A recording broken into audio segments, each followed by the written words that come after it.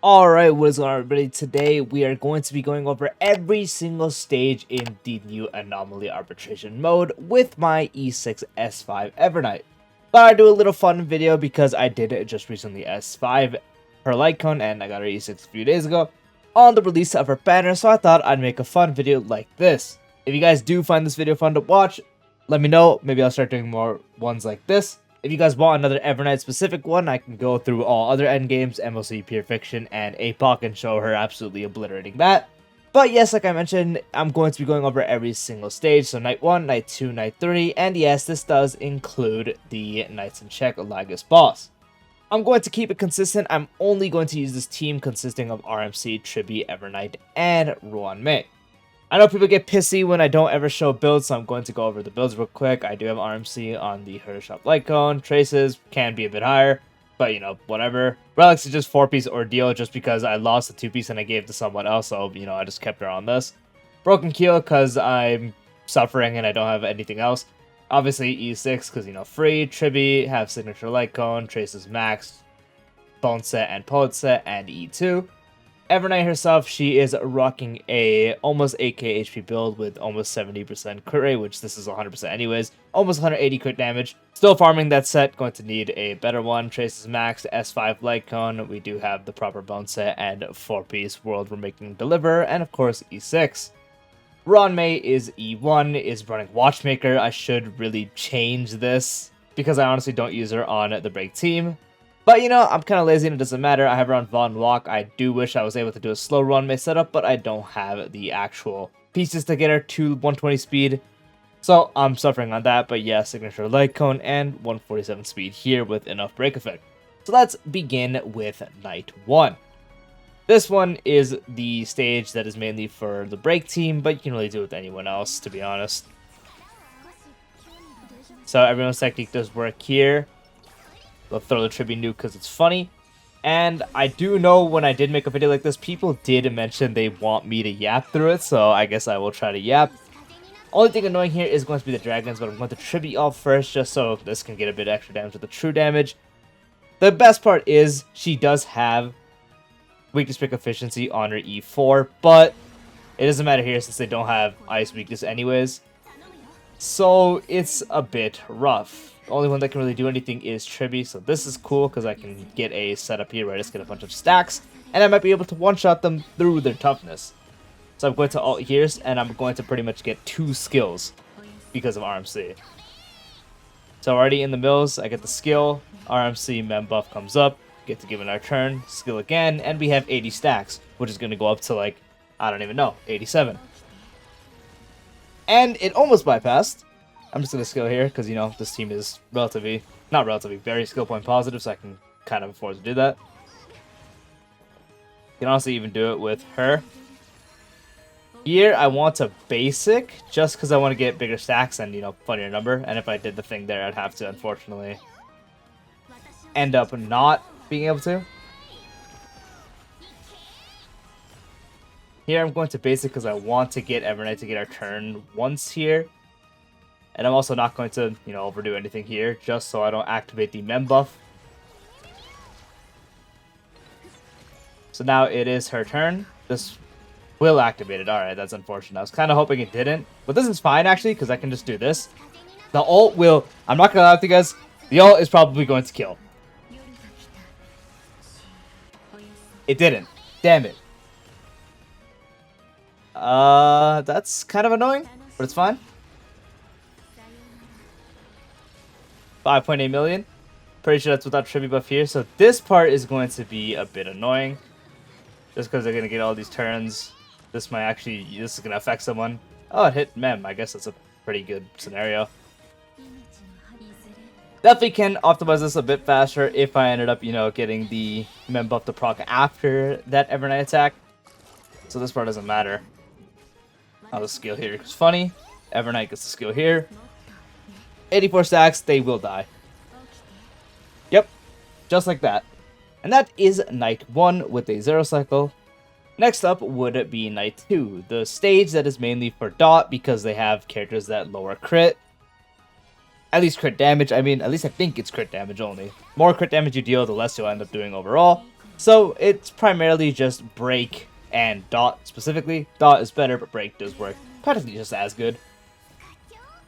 But when you have an Evernight this strong, you really just bypass it. So we will be cooking. Practically does become the same rotation for the most part. You can change it a bit if you want, but when it works, there's not really a point. And it's just very satisfying numbers. A lot of times I do wish I can delay the arm sleep up, but for the most part, I can't. So practically everything dies there.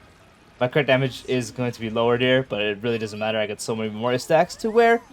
Or, well, it doesn't actually get lowered. It just... It ends up doing less damage because it's crit damage out. Yeah, you see I have insane crit damage still. But the crit damage out gets lowered, but it doesn't matter because Evernight's Evernight. Best girl to... I can't think of a word. Too cool to be debuffed. I don't know. But here, I'm honestly going to spam skill. Just so I can get a bunch of charge here. I'm going to ult here because he... Or this thing, whatever it's called, is going to end up giving me ult back anyways. Yep, it just dies. Ult comes back. 100% charge here. Let's do that. I'm not even going to ult with anyone else. Does almost half its HP. Tribute brings it down to less than half. And it just dies. And that is Night 2. Very, very simple. Next up is Night 3. The one I hear the least complaints about because it is very much the easiest one. I don't even remember what the debuff is, I'm not going to lie. Because this one... I don't remember what I've used, but I've used really funny things. I've used Hyper Carry Adventure on this thing and Zero Cycled it. But, you know, obviously investment diff. But, oh, I missed the button. Whatever. Slight damage down there. You know, I'm not optimal. I hate to see it. That's what happens when you miss the button and don't play on keyboard because I'm too used to using my mouse. Someday, guys. Someday. Someday I'll properly just use the keyboard. But, screw that for now. Anyway. Same setup here. It's just much more satisfying to watch them die. Because they actually get obliterated. Yeah, quite literally, there's like next to nothing that survives here. Obviously, besides Lygus' insanely inflated HP, which also can technically get one-shot if you build a Memoria. When it comes to like the average amount of stacks outside of this mode, besides Lygus, even an MOC with like, let's say, 50, 60 stacks, he's like the only thing that can really live this right now. Outside of like, I guess, APOC as well, technically, because they have big damage reduction. Yeah, like here, I have 66 stacks, which will go up to 73, and they're gone. Oh! He lived. Okay. Maybe I should stop underestimating these bosses. But they end up dying anyways, so goodbye. I do really wish I get Hyacine, but we'll see. Anyway, that is Night 3. Now on to the big guy. Yes, next up is the King in Check, going to run the same team. Obviously, you guys did see I already cleared it with this team. There is a little bit of RNG. It's not really crazy RNG, to be honest. Probably could still do it without the RNG, but ideally, I just want to have Evernight get hit with the Lygus thing. But the beginning doesn't really matter. I know a lot of people have commented they have big trouble on this side, especially because of how much HP they have and how annoying they are, how much damage they do. Definitely can understand, but it's also really funny when people see the just damage Evernight does. You're just gonna watch her just one-shot him. But yeah, as I was mentioning about Hyacine, I do wish I had Hyacine on my account. Unfortunately, couldn't get her when she was out. I will try for the rerun, but we'll see. Ideally, E1, S1, because then max HP increase is no joke, especially with Evernight.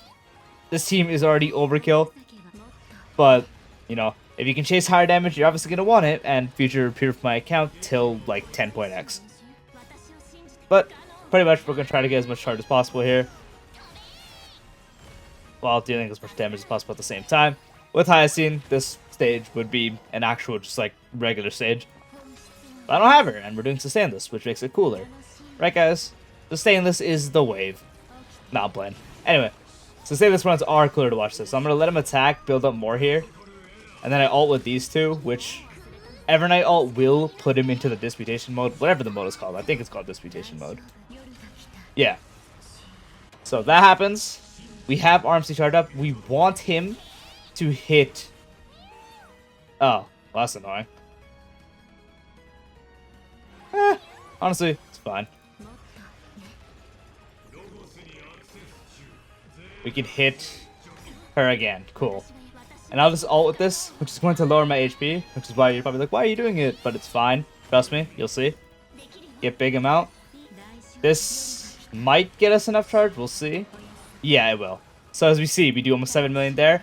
You see how many stacks I have? 156. Boom. 31 million damage. Boom. We do this. That. Go ahead and ult. Get more stacks. I probably don't even need the ult, to be honest. And farewell Lygus. 22 million damage. And that is a 0 cycle on Lygus. Very, very, very simple with it obviously beefed up Evernight. But that is indeed every single stage with a E6S5 Evernight. I do hope you guys found this video somewhat enjoyable to watch her just absolutely obliterate everything. It actually baffles me how strong she is with Eidolons. Like, every single Eidolon except her E4 is an insane jump. Even the talent ones, because it's max HP scaling, especially E5, which is the one that increases her detonation, since it is per point of Memoria. But yeah, absolutely insane unit. But again, I do hope you found this video enjoyable to watch. Comment down below if you want more videos like this, and me just doing fun stuff like this. If you guys also want Evernight specifically to clear on the other modes, such as MLC, APOC, and Pure Fiction, I can make a follow-up video going over that as well, similar to what I did with the Noxa. But that is all. Peace out.